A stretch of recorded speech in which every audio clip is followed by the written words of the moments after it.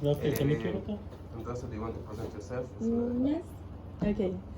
So, hi everyone. My name is Andressa. I'm from Brazil, and I'm a dentist with a specialization in periodontics. And I'm a little young compared to Israel because, like, in Brazil, it's really different. How it's okay. How the dentistry school there is. So we study for like 4 years or 4 years and a half, and then you can choose to do any specialization there. We have 24 specializations. Yeah, in 24. Dentistry? Yes. Wow. It's a lot. So my specialization was 1 year. So I will show you that we have a lot of specialists in Brazil, and a lot of them have more than one specialization because it's really common to do it there. It's only 1 year, you Yeah, like the specialization that take longest, it's oral surgery, that is 3 years, 3 years and a half, and orthodontics, that is 3 years too. And oral medicine? We don't have it there. 24. Wow, 24 no. Yeah, like you can choose to do like medicine and specialization like neck and head, but like oral medicine, we don't have it there. What is Periodontal? What? Oh, Periodontal. It's the name of the place that I do my improvement in my minor oral surgery. It's just the name of the place, like Hadassah. Yeah. Is it a bachelor in dentistry, not a doctorate? Yeah, it's bachelor there. Wow. Yes. לא עושים תזה. כן, אין להם We don't do thesis. Only You don't. not many countries do thesis during the. Yeah, we do dentistry. monography there. Yeah, but thesis is just for a doctorate. Yeah. Yeah. So this is a few things that I want to show you about Brazil. So we have 209 million inhabitants, and we have 220 dental schools in the whole Brazil. So it's a lot of dental schools, and we have almost 330,000 dentists. As you can see here, it's a lot. So for this number, 36%, that it's almost 120,000, are specialists. So it's like 1/3 of the dentists have at least one specialization. And it's like, this is from the website from our federal council, and a few dentists, like, they do their specialization, but they don't register it. So I believe that we have more than this number. So we have one dentist for 638 patients. Do you have a license? Do you get a license number? Yes, we have. So you have to be registered? Yes, but yes, you have to be registered to be a dentist, but for specialists, you don't have it. Because in Israel, we have 2 license numbers, one for the dentistry and one for the specialist. Okay, no, in Brazil, we have one number. It's like you take it once, it's your number for your whole life. And if you want to put in your register that you are a specialist, you can put it, but it's not another number. No, it's like the same. So a few dentists don't do it. Okay. So here is our 24 specializations. Yeah, this is a lot. Yeah.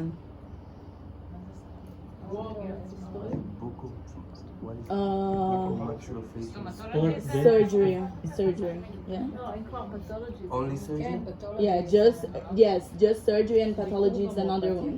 They are separate. What is homeopathy? Homeopathy, it's a specialization that you took some medicines, like a few of them is like with flowers, to treat like patients that have like I don't know in the name in English, but like ghost pain and this kind of thing. Phantom pain. Phantom pain. Really? Yeah. So this specialization treat with like a few natural medicines. Really? Yes. But you can see that it's not a lot of specialists in this area. What is collective health? It's like for public health, you know. Yeah, it's like trying to eradicate the decay and like treat the patient when he's really young. This is like public health. Spoke dentistry? Yeah, we have for it. What is spoke dentistry? It's a dentist that treat patients that do sports, Regular like dentists that treat sportsmen? that treat. Athletes? Yes, we have it. Yes, like patients that do some fights and these things that need to use this Bodyguard. protector. Yes, And but yeah, under what category is hospital dentistry? yeah, we have this. I But don't see it here. no, because the hospital dentistry, it's not a specialization. It's like improvement. You have a license to do it in like not the emergency room, but like Operation. yeah, but you have a license to do it, but it's not. They didn't consider a specialization. I don't get it why, because if you have like a acupuncture and homeopathy, why you don't have it? Yeah. So why am I here? This is a program that we call Jewish internship. That you came to Israel to do an internship in your area. So like I'm a dentist and I'm trying to see what is the best field that I can do it, that I can come and like improve my knowledge. So I choose here because I used to work in a hospital in Brazil for 4 years. So I love like the hospital environment. And I heard that here have a lot of different technologies that we don't have in Brazil. Like I know this is maybe silly for you, but like the periapical digital, I never saw it before. This is the first time that I saw it, and it's like really common here. And like CBCT, I never saw it. I never heard it about it before. So this is a technology that we don't have in Brazil yet. So it's really good to know and to learn about it here. So today I will talk about the classification of periodontal and peri-implant disease and conditions from 2017 and apply this to the oral radiology. So this is it will be our outlines that Dr. Han asked me to put it, and it's not really take too long. So let's start about talking about the old classification that from 99 that we used to have chronic and aggressive periodontitis, that nowadays we don't use it anymore because we have a lot of studies and scientific improvement that show us that it's just one disease. It's not two different. It's just one that have some difference because we need to stage the patient, like the staging and the grading that I will teach you about it, talk about it. And the old one we used to check radiographically, clinical, and by medical records, and we have like if it's mild, moderate, and severe, localized or generalized. Now we have something about it, but it's a little different. So this is used to be our classification, but we will not use it anymore. So the new classification was done in 2017. The American Academy of Periodontology and the European Federation of Periodontology, they sit together and they said, okay, this is just one disease, let's put it together and just see how we can do the diagnosis about it, but like using just one word for this disease. So in 2018, we had the Europerio in Amsterdam that they released the new classification and they have classes about it. So the last classification was about aggressive and chronic. We will not use it anymore. Why? Because it's the same disease process with variations along the spectrum. And the new one, we have the staging that we'll see about the severity and complexity, and it's related to the periodontal tissue loss. We'll see the grading, that is the progression, and that is checked by the historical rate of periodontitis progression, and the extent and distribution.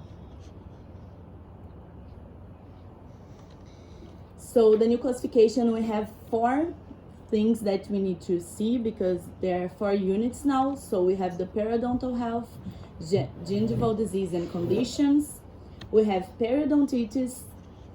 We have other conditions affecting the periodontium and peri-implant disease and conditions. So now we'll talk about the staging and the grading of the periodontitis. So why we need to stage in the patient? Because we need to check the amount of the destroyed and the damaged tissue that was caused by this disease. So we need to check the severity first, that it's almost clinical, like the interdental clinical attachment loss.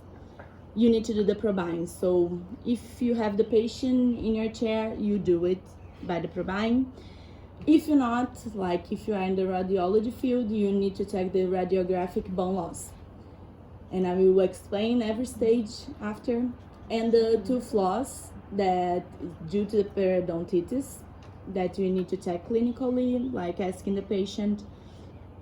The complexity, it's mostly clinical because it's local, so we need to do the probine, we need to check the horizontal bone loss that we can do by the radiographic, and we need to do like furcation involvement, mastigatory dysfunction, so we need to check it clinically with the patient.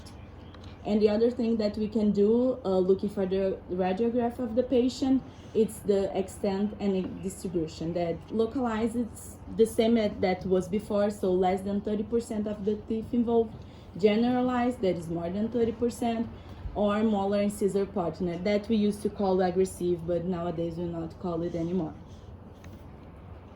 So this is the British Dental Journal. They have done it for the clinical practice to be easier for the dentists getting used to with the new classification. So they're talking about the interproximal bone loss. In the stage 1, you can see that it should be less than 50% or less than 2 millimeters %. Why this? Because we need to check it radiographically by the periapical exam. But if you don't have it, we can check it using the bite wing or the clinical attachment loss. So Dr. Han asked me why the periapical radiograph, because we need to see all the root lengths. Because we need to measure the CAG till the apex, and then we need to check the CAG to the bone alveolar bone crest to see the percentage of the bone loss of the patient. This is why we need to see by the periapical, because the bite wing will not see the apex, and the panoramic we know that we have a lot of distortion. And so in periapical, because it can be shortened, it can be longer. Yes. So unlike bite wings, which are usually done, you can do it in a way that it won't be. Yes. Parallel bite wings Yes. are considered much more accurate compared to periapical. Yes, but in the bite wing we can see the apex, and like the new classification, they say that you need to check all the root length. So this is why they are talking about the periapical.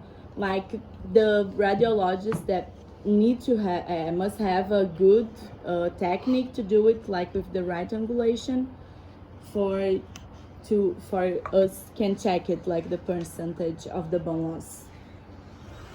So here are a few examples. So the stage 1 is the coronal third, so it should be less than 50%. So here you can check it, the distance from the CAG to the apex, and then you check it, the CAG to the alveolar bone crest. So when you do this calculus, the calculation, yeah, you check it, the percentage of the bone loss. It's not in millimeters, like 2 millimeters from the CJ to the crest? Yeah, like you check it in millimeters, but you need to transform in percentage. This is why you need to check For it. each tooth? Yeah, no, you the new classification, they consider that you need to check the worst tooth, like the worst bone loss. But it can be because of overhang and worse teeth, not because of peri. So if you take, for example, an overhang. Yes, but you need to check the patient. Like you can check like the distal of the second molar because can be of the extraction of the third molar, and it can be a huge defect. So you need to check because it of course it can be because of some prosthetics or other things, but you need to see the teeth that have less restoration and see the worst bone loss there. Here the stage 2, it's the coronal third, the 50% until 33%. So you do the same, and this is why you are talking about. We need to check like the margin of the prosthesis until the alveolar bone crest, because here we cannot see the CAG. And the stage 3 and 4, it's the extending them to middle third, the root, and beyond. And about the grading, we do it to check the progression of the periodontist in each patient. But there's a big problem here because they ask us to have a follow-up of 5 years. And it's not all, I don't know, here in Israel, but in Brazil we don't have like patients from 5 years or more. Like it's really hard to have a patient and treat it and have his follow-up really regular. So in Brazil this will be a little less, the grading. But they said that if you don't have the follow-up, you should put your patient in grade B. So grade A is low rate, grade B is moderate rate, and grade C is rapid rate.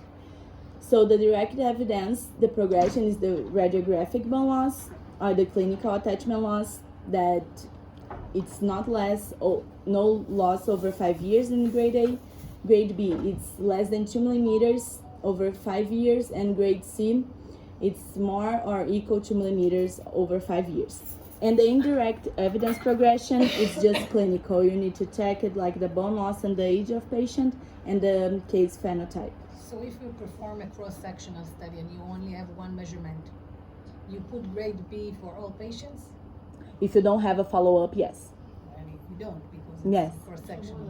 They say clinically should initially assume grade B disease and see if there any evidence to change grade A or grade B, because they prefer to be careful and like treat more the patient, see the patient in a short time, than just like, okay, let's think it's grade A.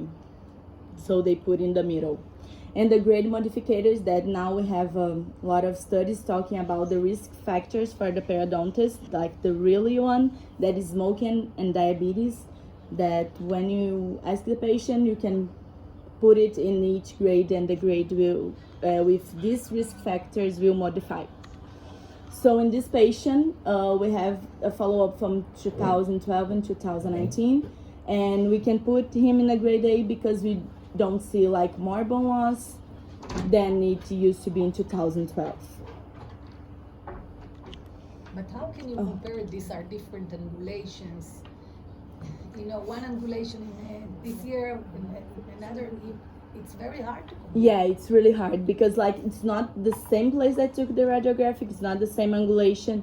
Yeah, me and Dr. Henry are trying to find some research talking about it, because they don't talk about like you should use this radiographic always to do the follow-up, because Lots of problems with calibration. yes, For this, studies. If But want you to know, do. she's presenting a big, huge workshop, and what they say is just do that based on nothing. yes, they don't have, because like they have a lot of studies to check about the periodontitis and all these things for the new classification, but they don't check it like, okay, radiographically what we should do. They didn't do it. They're like, we are trying to find something about it and we couldn't find it. And like in the new guidelines just say use periapical and that's it. Like, Very interesting. yeah. So here it's the American Dental Association recommendations from 2012, talking about the follow-ups. So when you do the recall patient with periodontal disease, and if it's like a children, you should ask by twins or periapical. They don't told us like a specific one, but like check it clinically and see if you need radiographs to check it in the recall. And the same advice for adolescents and adults. Select by twin or periapical image in area with periodontal disease. Do whatever you want. Yes, almost like they, that. They say, well, This is these are calibrated. these are more, they're better than the peri ones. Yes. Because the peri ones are saying, do whatever the patient have. And if he doesn't have, so, Do Yes. whatever you want. no, then what, did you talk about that? What do you do if you don't have any x-rays? Check clinically the clinical attachment loss. They go back to the clinical. Yeah, and that's open, it. And that's it. And then you have pseudo pockets and then Yes, so on, so exactly. And you This can is make why sure we need the that This radiography. patient is going to be edentulous and you can put the But here you implants. have to calculate percentage. So, talking about the peri-implantitis, and this is the peri-implant health that we don't have any sign of inflammation, we don't have bleeding, separation, and we don't have increase in probine depth and no bone loss. But one thing that we need to be careful, it's about the initial bone remodeling, that they consider less than 2 millimeters. When you put the implant, your body will respond it because it's something different, so they consider just 2 millimeters. So peri-implant mucositis, you have bleeding or suppuration, but you don't have bone loss, but they accept the initial bone remodeling. And the peri-implantitis, you already have bleeding, suppuration, increased probine depth, and you have bone loss. And when you check it radiographically, you can see exposed implant threads, and you can see how much the patient have lose it. But that's without the 2 millimeters. Yes, because here you have more than 2 millimeters, so it's not considered initial bone No, but you remodeling. don't minus the 2 millimeters. No, you don't minus. But you said the 2 millimeters is normal. Yes, but they say that, like, if you have more than 2 millimeters, it's already peri-implantitis. Okay. Yes. So, But if you calculate the peri-implantitis, so you but count. but in peri-implantitis, percentage, you don't have like we have in periodontitis, you don't have the stage 1, 2, 3, and 4. You just say the patient have peri-implantitis. you don't have any You stage. don't have Severity, nothing. nothing. No. Just like you put in the record, a medical record, 3 millimeters, cutoff. 5 millimeters. So why measure? It's above 2. Yeah, you can just check if it's more than 2. If more than 2, it's peri-implantitis, then you need to treat the I'm patient. trying to put logic inside. Yeah, like Systematic That's a thing. problem. Maybe this is for the next Yeah. like they should have done something related to the periodontitis, like stage 1, 2, 3, and 4. But just peri-implantitis, and that's it. Are there any different treatments for any grade and stage? No, they say that the staging the Treat it as a peri patient, right? Yeah, exactly. Like you do the scaling, but it's like they talk about the follow-up. Because if the patient have a stage 3 and 4 or grade C, you see the patient more often. So like 3 and 3 months. But if the patient is stage 1, 2, or grade A, it's just like twice in a year, 6 and 6 months. This is the only difference that they talk about. Like the treatment is the same, but just the follow-up is different.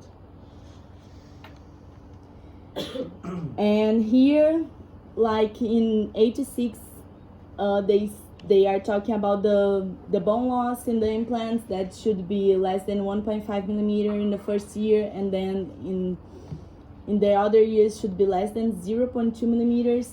And in 99, they said about 2 millimeters between prosthesis installation and 5 years of follow-up. But now they just said, okay, if the patient have more than 2 millimeters of bone loss, it's peri-implantitis. It's not related to any time. If the patient have the implant in function with the prosthesis and have more than 2 millimeters, it's considered peri-implantitis. And if it's the patient that you don't have a follow-up, they consider that the bone level should be more than 3 millimeters apical to the most coronal portion of the intraosseous part of the implant. So if you treat the patient, you put the implant, and you have the follow-up, consider 2 millimeters. If you don't have it, you should consider 3 millimeters. And they say that the periapical radiograph, it's the best for it because you need to see the threads clearly. If not, you should change to the bite wing because of the angulation. So this is all the reference that I checked from 2017, 18, and 19. So they are really new. And this is our new students form that I helped Dr. Han and Dr. Andrea to change it for the new classification. So we It's more put for the residents that are sitting with the students. yeah, and the stage 1, 2, 3, and 4, and should like do the measure in the computer system, and the area that is localized, generalized, or molar incisor. And we cannot do the grading because the patient needs to have a follow-up, and not all the patients here have a follow-up. So just stick to the stage and the area. And What is the meaning of this? You know, if you have staging without grading, it's not like you're adapting something came from the cancer world, Yes. where there is staging and grading, and there is a meaning in Yes. treatment aspects and other aspects. But then you take only the staging, you hardly do the grading. Yeah, but it's what the new classification talk about. If you don't have the grade, you should just assume the grade B, because it's careful. Like, because I think it's not in the whole world you have like regular medical records. So they were really unfair putting like this follow-up from 5 years, because it's not really easy to have a patient with the regular follow-up. So this is why they assume just put grade B if you don't have a follow-up. But it's really unfair when they put it just like without explanation, or like, okay, if you don't have a follow-up, let's try to do something else. But you have like risk modificators and other things, because this form is just for the radio. So we don't have clinically, so we don't know if the patient is if the patient smoke or have diabetes or other things that we just can check clinically. So for radiology, I think it's like okay to use this, and the patients start to getting used to it. And like in the clinical, in the perio clinic here, they should get used to use the stage and the grade. Just that we cannot do the grade. Yes, of course, because all cross-sectional studies are only 1 point study. Yeah. So you don't have a follow-up. Only cohort studies or other studies can follow up the patient. So, but what do we do when we have other designs like cross-sectional design? The reason we changed it is because we wanted to do it corresponding to whatever is now available, and we are using it the same thing as always. We don't decide about the treatment plan of the patient. We just see Diagnosis. what are there in the radiographs, and we cannot disregard the period just because we don't have the clinical issues. Yeah. So that's it. Thank you so much. Dr. Han will talk about it. Yeah. So